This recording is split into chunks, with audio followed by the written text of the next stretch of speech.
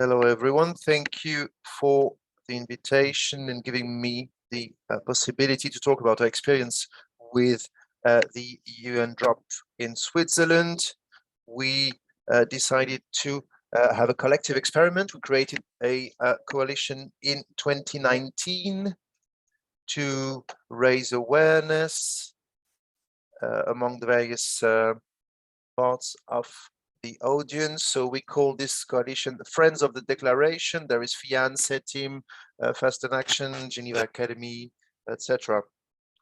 Uniterre in Switzerland is the only peasant organization that talks about UNDROP, and it is for us a very important tool. We try to mention UNDROP every time we can do so.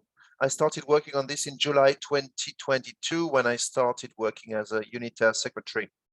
So I will show quickly how we use this declaration here in Switzerland. So in 2020, a study was done to see how foreign policy was in Switzerland with regards to the UNDROP.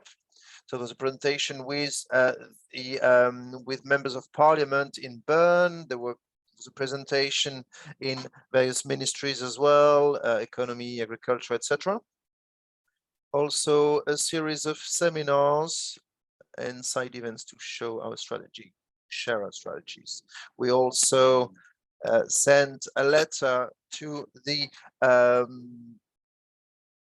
minister in charge of external affairs, Cassis, as well as to permanent representative of Switzerland in the UN, Glauber, as well as different various diplomats. And we asked them that Switzerland keep on supporting the implementation of UNDROP. So we sent that letter in July last year. As part of the Universal Periodic Examination of Switzerland in January 23, we created 2 reports to have a complete integration of UNDROP in our policies in Switzerland as well as abroad. And then we also asked for various diplomatic missions to suggest measures to Switzerland. So Cuba, Egypt, and Venezuela did such suggestions that are linked to social security and to food systems. Still part of the periodic examination of Switzerland. We created a video to show these reports, and in March this year we published a parliamentary interpellation. We have good contacts with members of parliament who could publish that request, and we through that request asked the Swiss government to answer our questions and how our recommendations were considered, how UNDROP is considered in agricultural policies in Switzerland. Is it recognized as an important tool to protect our peasants? And in June this year, Switzerland will publish its report after its periodic examination, and we asked the Federal Council to tell us which recommendations will be adopted following that periodic examination. We noted that there is very little result, at least very little tangible result. We use UNDROP mostly to discuss with UN diplomats or politicians. This is one of our main difficulties. I represent a peasant organization. We realize when we talk to peasants that it is a declaration that is considered as being disconnected from our reality, from our day-to-day life.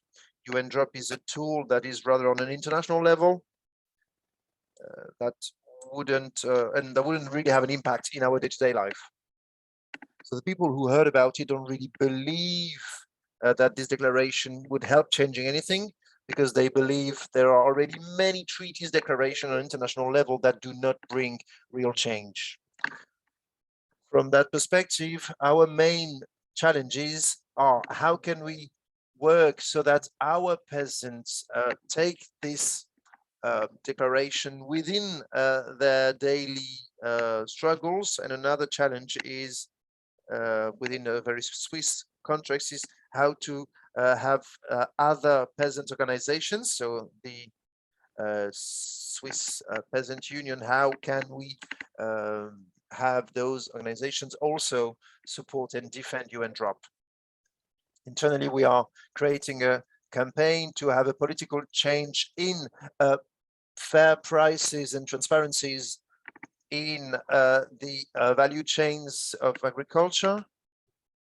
So we use UNDROP for our demands. So we start from, for example, Article 2.5 about general obligations of the states, strengthening the position of peasants in negotiations, the right to active, free and informed participation, the right to transparent information, the right to good working condition, the right to food and food sovereignty, the right to an income and decent livelihoods, and finally Article 16, strengthening local markets and short distribution systems. So even in a country with such a high income as Switzerland, agriculture is facing difficulties. We lose 2 to 3 farms a day. The economic situation of peasant families is degrading every day, and farms are becoming bigger and bigger. And so this is why it's important to keep on working with our coalition to try and keep on helping improve peasants' lives. Thank you for your attention.